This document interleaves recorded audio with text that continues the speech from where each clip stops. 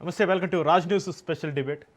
తెలుగు రాష్ట్రాల్లో ప్రాజెక్టుల పంచాయతీకి తెరపడడం లేదు. దేశ రాజధాని ఢిల్లీలోనూ బనకచర్ల టాక్ ఆఫ్ ది టౌన్గా మారింది. తెలంగాణ ప్రయోజనాలకు భంగం కలిగించే కుట్ర జరుగుతుందన్న అనుమానాలు వెలువెత్తుతున్నాయి. కేంద్ర ప్రభుత్వం ఏపీ సర్కారు కుయుక్తులు పన్నుతున్నాయంటూ ఆరోపణలు సంధించింది గులాబీ దళం. ఆ కుట్రలో రేవంత్ ప్రభుత్వం కూడా భాగస్వామ్యం అవుతుందని బాంబు పేల్చింది. సెప్టెంబర్ 7న ఢిల్లీలో నిర్వహించే సమావేశం బనకచర్ల ప్రాజెక్టుకు పచ్చజెండా ఊపేందుకేనని తెలుస్తోంది. ఇక ఏపీ తెలంగాణ మధ్య నీళ్ళ నిప్పు రాజుకుంది. బనకచర్ల అంశం మళ్ళీ బగ్గుమంటుంది. జనవరిలోనే జల వివాదాల పరిష్కారం కోసమంటూ నేతలు హడావుడి చేశారు. 15 రోజుల్లో భేటీ కావాలని నిర్ణయించారు. కానీ దాదాపు 7 నెలల వరకు ఆ ఊసే ఎత్తేదీ లేదు. ఇప్పుడేమో సెప్టెంబర్ 7న సమావేశానికి ముహూర్తం ఖరారు చేశారు.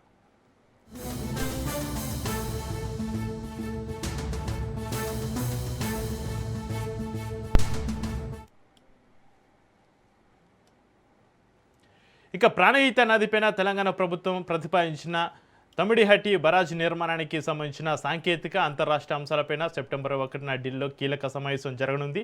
తమిడిహట్టి వద్ద బరాజ్ను 148 మీటర్లతోటి నిర్మిస్తే గ్రావిటీ ద్వారా జలాలను తీసుకోవడం సాధ్యమని 152 మీటర్ల ఎత్తుకు పెంచాలని రేవంత్ సర్కార్ భావిస్తోంది. మహారాష్ట్రతో చర్చించి ఒప్పించాలని ప్రయత్నాలు చేస్తోంది.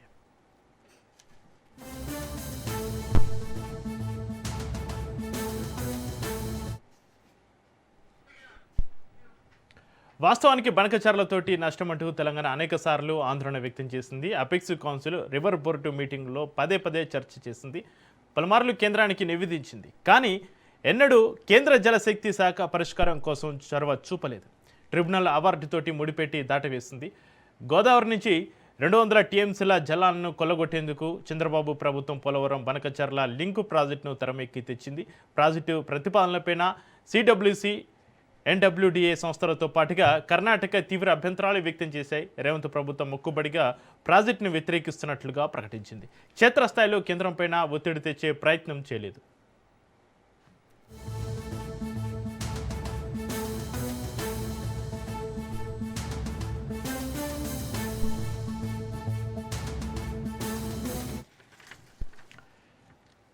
ఆంధ్రప్రదేశ్ లాబింగ్ తోటి కేంద్ర జలశక్తి శాఖ రంగులకి దిగింది.